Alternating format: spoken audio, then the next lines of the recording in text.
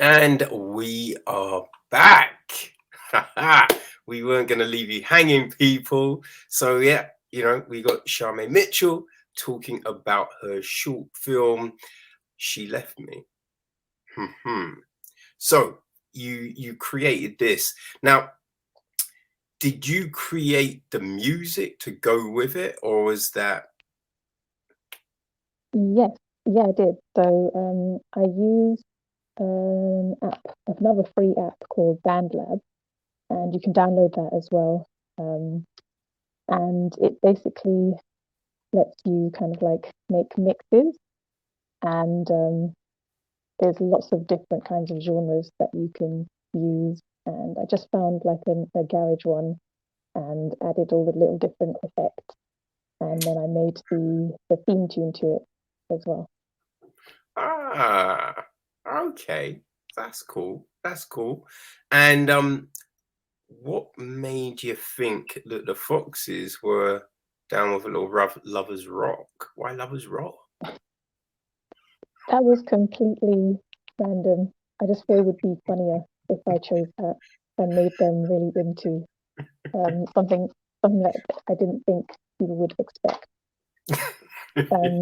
So like if you're in a barn somewhere in the countryside, you wouldn't expect to hear Paris Hammond. Not really, no.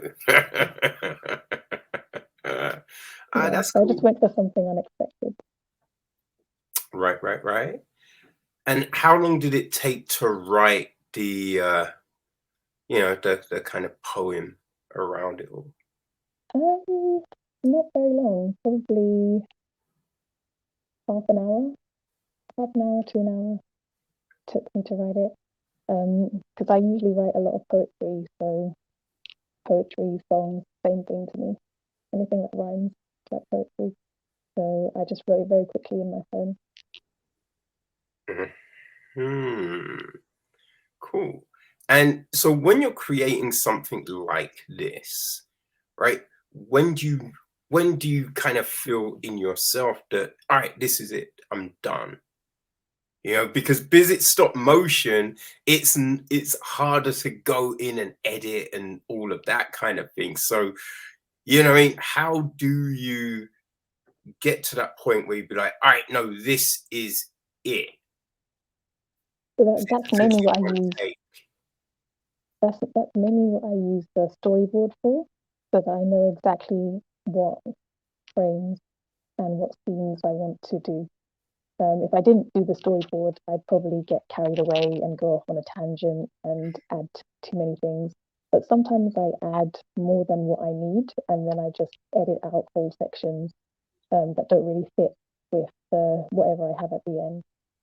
So definitely having a storyboard helps to rein me in so that I know what I want for the overall thing. Hmm. All right, no, that's cool, man. That's cool. So, you've had this drop at Rain Dance, which is pretty huge. I mean, how did that come about?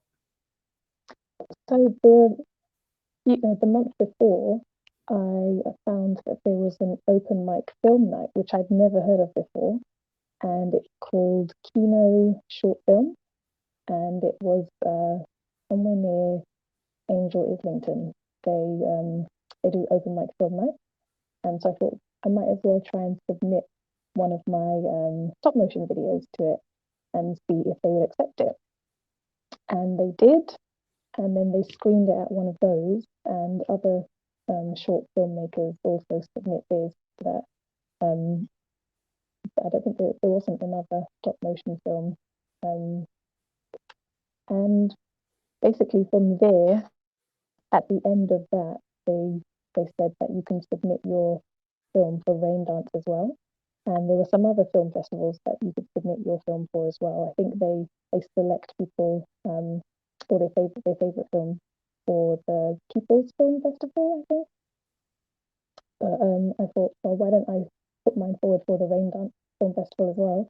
And I think it was basically first come, first served, so anyone could submit their film as long as it was under 5 minutes long. And my film is 4 minutes and 56 seconds, so it was just about within the time.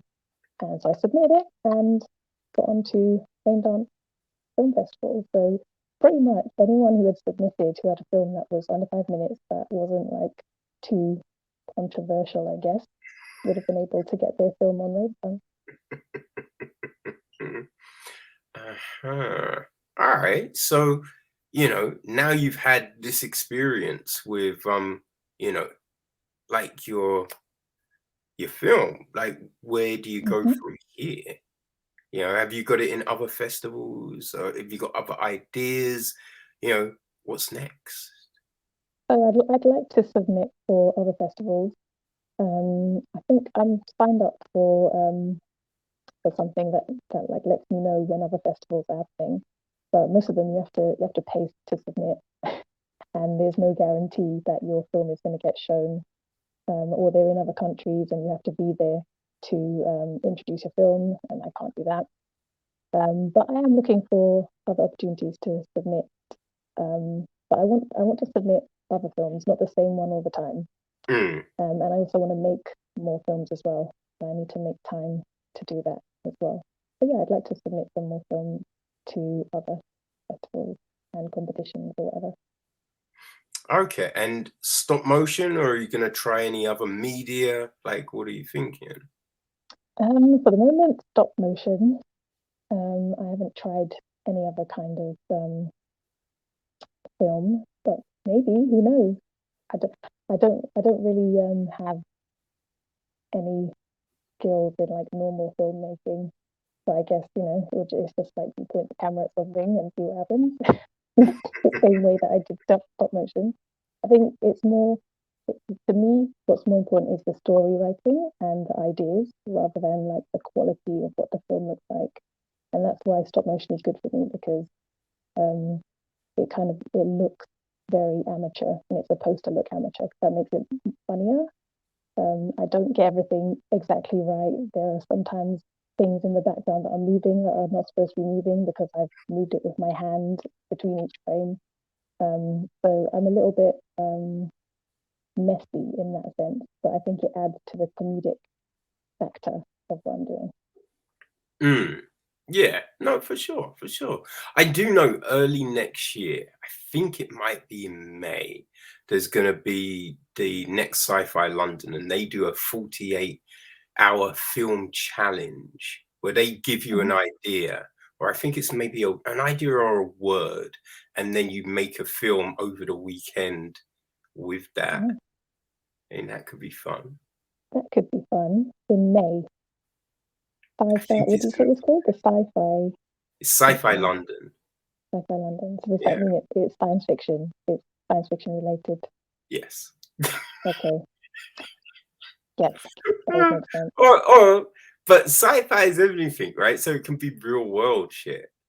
You know what I mean? Like you could take a Tesla and put foxes in it, or whatever. It doesn't have to be fantasy. I have to find the Tesla. Or maybe like make a plasticine Tesla.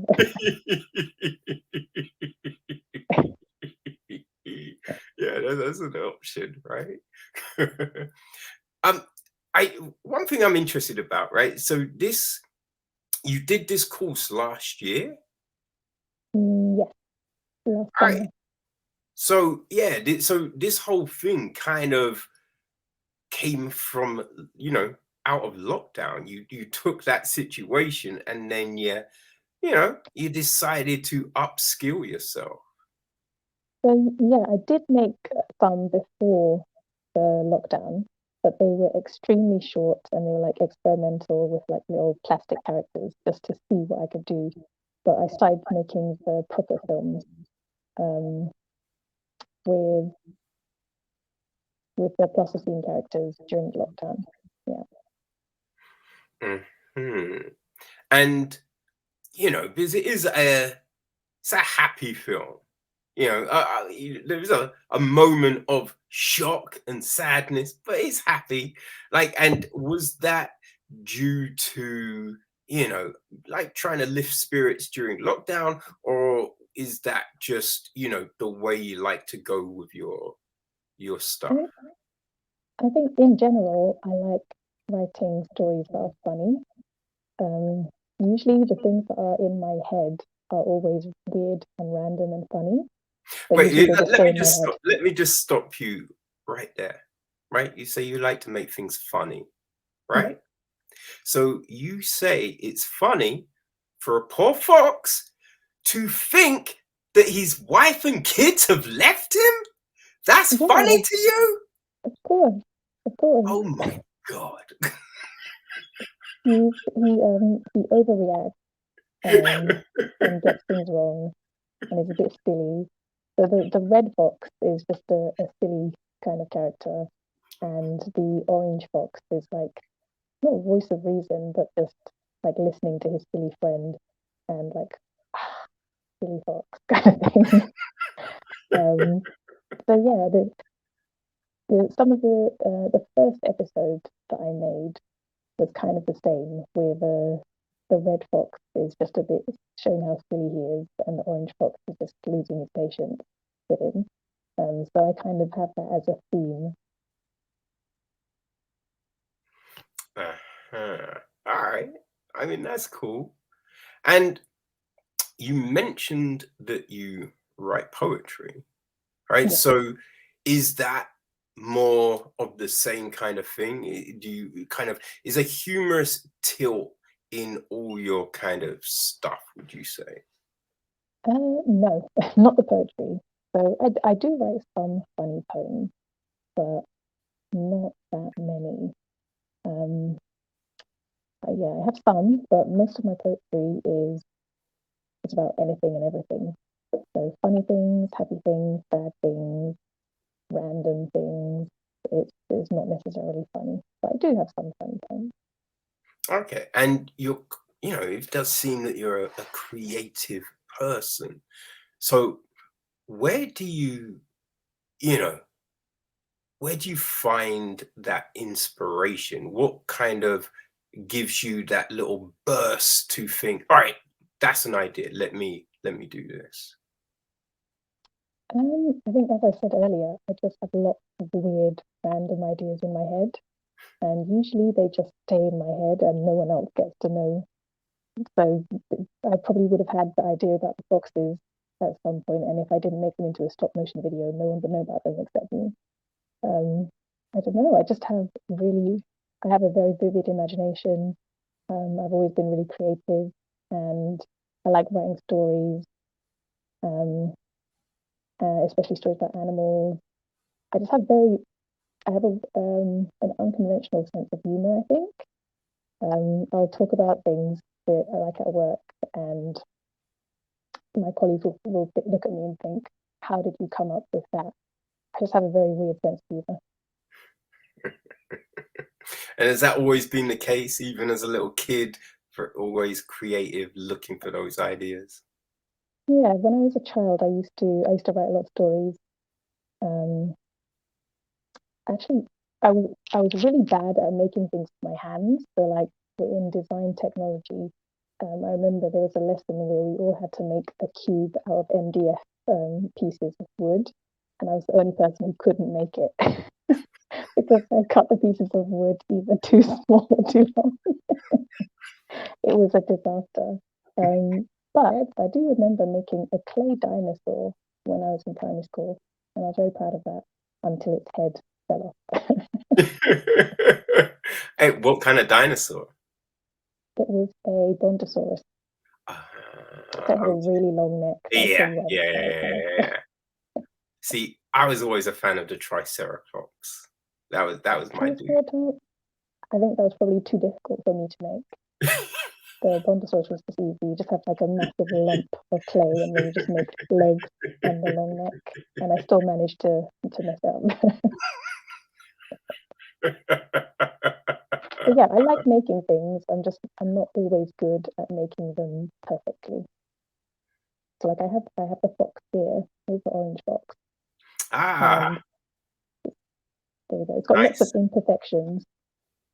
And at the moment, the plasticine is just really hard. So I can't move the tail, or otherwise it will just drop off. If I try and move the head, it will just drop off. So Mm. I just have to move them literally like this.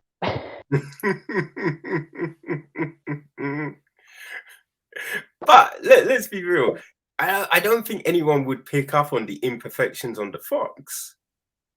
You know, like I didn't. But to be honest, I am not a very good barometer because I can't see for shit.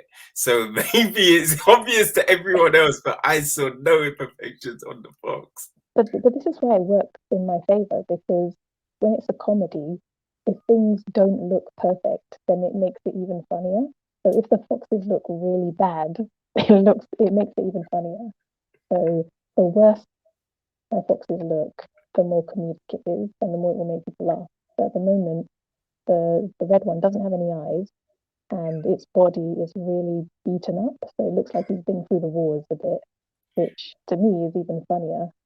If I had a perfect looking fox, then I don't know, the expectation would be that it's always going to look perfect, and I can't make it look perfect all the time because the longer I have it like this, the worse it's going to look. After probably like 10 episodes, it's going to look disgusting, but it's going to look funnier. I mean, it looks funnier, but then there is also, you know, the accusations people be making that, you know, there's some foxhole abuse going on, right? You know what I mean? So yeah, there is a little bit of fox abuse going on because when I put the red one's eyes in, the only way that I can move its eyes is if I use like a toothpick because there's a hole in the black dot where the black dots are. And I use a toothpick to manipulate the eyes like that. So it actually looks like I'm hurting it. But if it was a real thing, it would look like I was torturing it. And I have made like a little stop motion video of where it looks like I'm torturing them. Okay. Because their heads and tails fall off all the time. And I have to like put them back together again. But I do find though, imperfection adds character to things. Because when you look at stuff, right? I always use for an example music, because you have people like Karen O, you know, you've got Jack White, you know, just for examples, their voices. I don't know any of those artists. I'm sorry. All right, that's the end of the podcast, people. We out. Boom. I'm really bad with like contemporary musicians. Is the lead singer of Yeah Yeah Yeahs, and Jack White is White Stripes, classic, Raconteurs, Dead Weather. He's got a solo. I've never heard of any of these before. I'm sorry. But I'll pretend I know exactly who they are. Yeah, but I mean, you can use so many different examples, though, right? So many different examples of singers, rappers, you know, whatever it is, with voices that aren't necessarily conventional. And I think you see all these singing programs, and they want people with a particular sound, right? And these people, if Jack White, if anyone like that went on that, they wouldn't get through, right? And that's the thing, because people that come out of a lot of those competitions, you couldn't pick out of a singing booth, right? You wouldn't be like, who is that? So it's the imperfection that makes someone stand out, that adds that character to it. You know what I mean? So it makes things more interesting. Yeah, exactly. And unpredictable. Which is also what I like in my stories. I try to make them unpredictable. Now, do you ever use, you know, as I said, life experience to, you know, tell stories and things like that, you know, if it poems, films, whatever? Well, I made a stop motion film for Foxes about Notting Hill Carnival last year when the carnival didn't go ahead. So I kind of like live in that area and I go to the carnival every year. So I guess maybe that was related to something that I would do. But otherwise, no, I prefer to like make things that are kind of weird and wacky and not at all related to like my normal life. Like I don't think I have anything in common with foxes. not at all. So you've not My danced around your poetry, handbag maybe, but at a Lovers Rock you? um, well, probably the kind of music that my parents would have listened to. So yeah, I would have probably heard it a lot when I was younger. Um, so yeah, but I do the poetry that I write. Sometimes it's relating to like things that I've seen, things that I've done, things that I've heard. Maybe that's a little bit more personal sometimes, but not all the time. Okay. And I do believe you dropped a book I last year. did. It was a busy 2020 for you, Mitchell. It wasn't last year. It was actually in August of this year. August this Here year. is my book. Boom. I'm trying to get it in line. There we go. Be the Yeah. Uplifter. Positive Poems by me, Sharmay Mitchell. And where And can it's people get available. that book? It's available on Amazon, either in paperback or you can get the Kindle version as well, the ebook. Is there an audio version? There is not an audio version, but I would like to make an audio version. But I just haven't got around to doing that yet. God damn it, Mitchell. God damn. Soon, it's on my list of things to do. I don't know when I'll get around to doing it, but we'll see. Okay. All right. And so what brought that about? So I thought I've written a lot of poems. In April of 2017, I started a daily challenge to make one creative thing every day, and it started off with pieces of art like drawing, painting something, making something. Because I also make jewelry, and then I incorporated poems as well, and then it just turned into mainly writing poems. And I was doing that every day, creating one new piece of something creative until the end of last year, 2020. And then I just thought, I've got all of these poems, might as well do something with them. So I started trying to collect them all together and seeing which ones fit together the best. And I wanted to put all the positive ones together first. So I started going through the hundreds of poems and picking out all the positive ones, and then I put them into this book. And I'm going to publish another one. Not quite sure yet when, but I'm still in the process of putting together poems for that one. I need to write some new poems, I think, for that one. Okay. So like be the uplifter, right? So I'm feeling that you're going for that positive vibe, right? Yep, And definitely. why, you know what I mean? Like, why do you think people will, find that positivity in these? Sorry, say that last bit again. Like, why do you think people will find the positivity in these poems? What is it about the poems that you think speak to, that Um, thing in people? I think they're motivating and inspirational. So if anyone's been feeling down, which I'm sure people have been during the lockdown when everyone was isolated, not really getting to see family or friends, work colleagues, and I thought putting together poems that have like a positive, feel good kind of message that were inspirational would uplift people.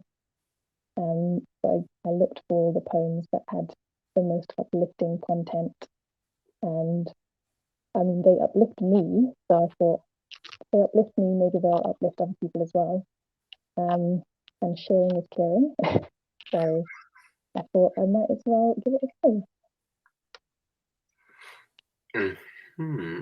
Okay. Okay. I mean, yeah, I think people to find positivity in a whole lot of different things, right? So Mm-hmm. it's nice to have different avenues in which you can go. There's only so much David Goggins you can digest without feeling inferior.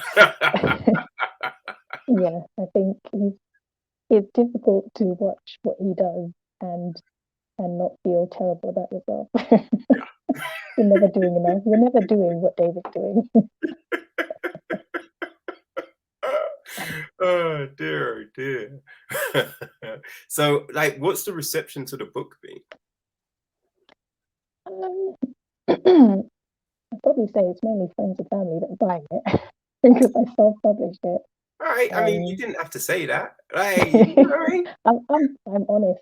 I'm completely honest, but I'm not under any illusion. I mean, I know there are people that I don't know who have bought the book, definitely. Um, but friends and family have been supporting, and it's going okay. I mean, depending on whether I go to promote it at like poetry nights or different events, um, then I'll see like a spike in maybe people buying a few copies.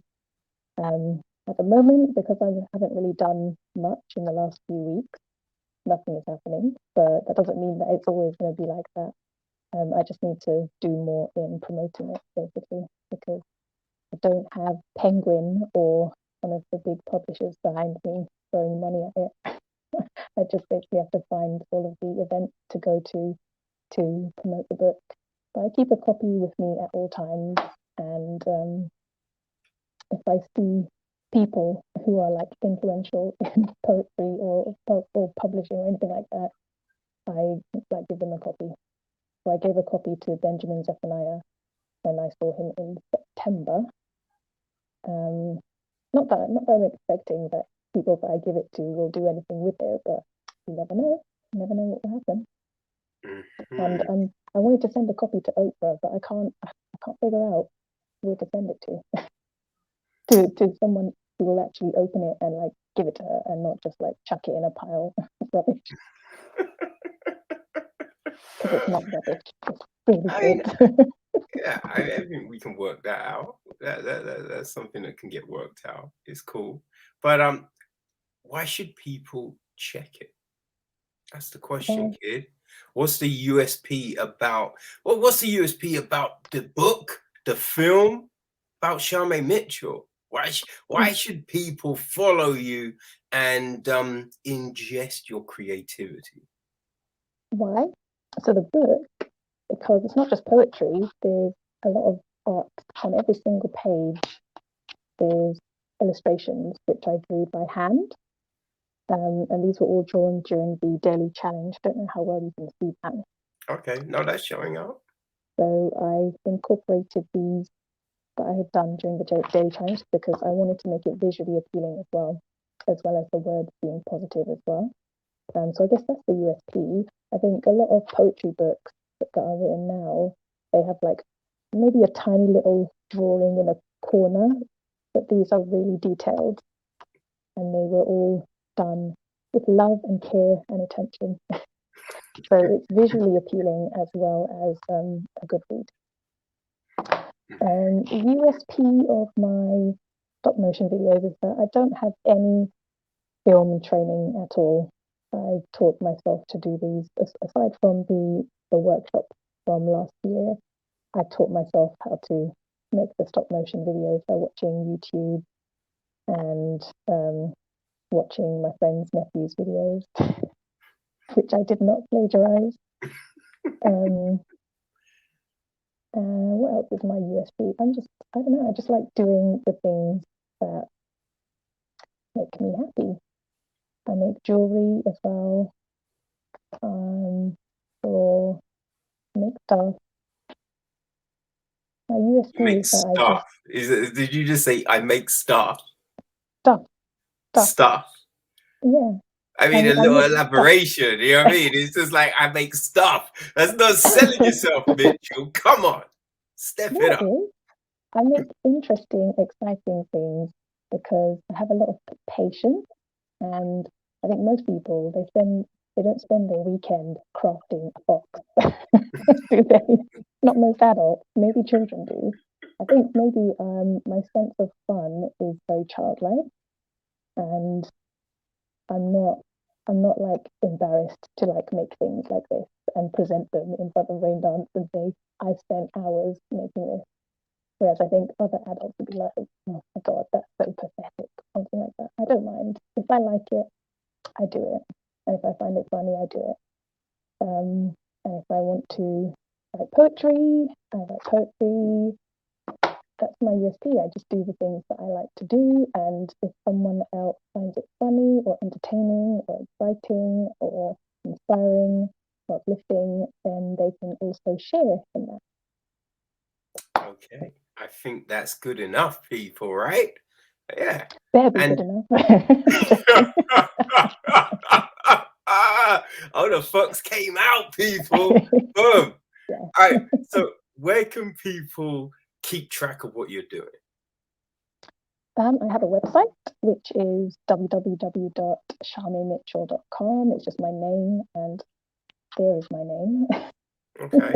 I mean, I do feel the www is implied. Yeah. Yeah. So on my website, you can read about all of the creative stuff I'm doing. I update like events that I'm going to be going to. There's an event in December that I'm going to be screening my stop motion film act. It's actually a poetry event, but they are also incorporating my film in there as well. And it's going to be at Penn Theatre on the, I want to say December the 4th. It's on a Saturday. I think it's the 1st or 2nd December. But I'm going to update my website with that. Yeah, so you can find all information on the website. Cool. But December the 4th is the next opportunity to view She Left Me. Yes, unless you want to go onto my YouTube channel, which is Stop It Sharmay, and you can watch all of my stop motion videos there. So the foxes, the dinosaur rap, the seahorse pushing out babies, all of them. You can enjoy them all and like them and share them and comment on them because no one's watching them. Some of them have 0 views. So I need some views and subscribers, please. The more subscribers I get, the more incentive to make more videos. Well, no, not really. I will make videos when I want to make videos. It's correctly Oh dear, people, go show Sharmay some love. Watch the videos, share them. Go check out the poetry book. You know what I mean? Bring some positivity into your life. If you want to see more stories of red and orange, Yeah, they don't actually have names, so I just call them Red Fox and Orange Fox. Okay, well, there you have it. If you want more stories about the foxes, hit her up. You know what I mean? And we'll see if we can get those done. Sharmay Mitchell, thank you very much for your time. Thank you for asking me questions. Well, people, I hope you are uplifted. That was the extremely talented Sharmay Mitchell. As I said, go check out the stuff. She's got the film that premiered at Rain Dance. How about that? How about that, people? Book, all those things. Go check her out. And yeah, we will be back. All right. Peace.